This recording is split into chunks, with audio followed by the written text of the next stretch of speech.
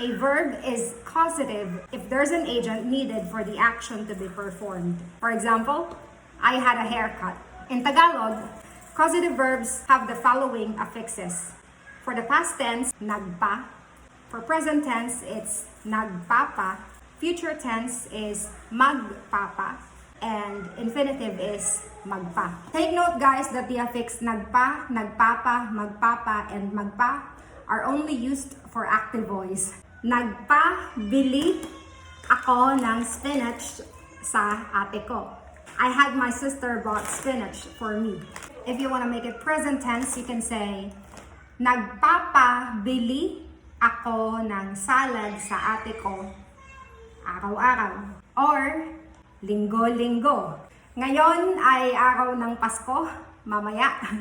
Pasko na, mamaya, Desyembre 24, ika-24 ng Desyembre.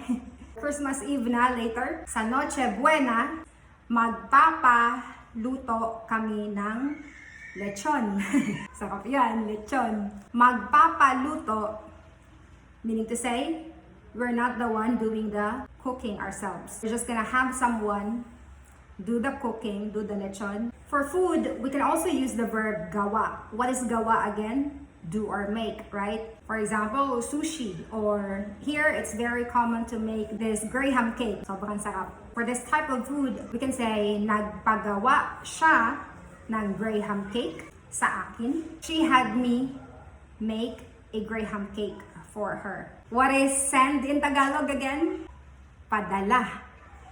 If you notice, the verb padala is automatic causative.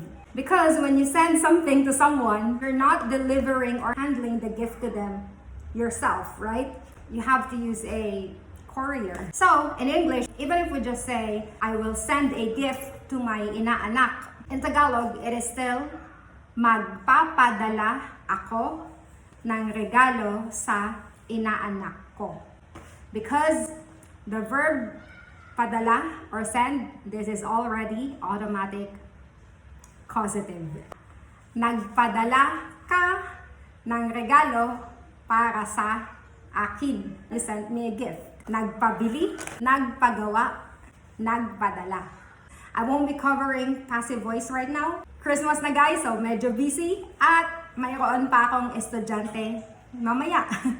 I still have students like 3 classes today. It's already the 24th. At kahit bukas, meron din akong klase, 3 klase. Salamat sa pagsuporta sa Tutor of Manila, sa channel ko. At maligayang Pasko sa inyong lahat. There you have it.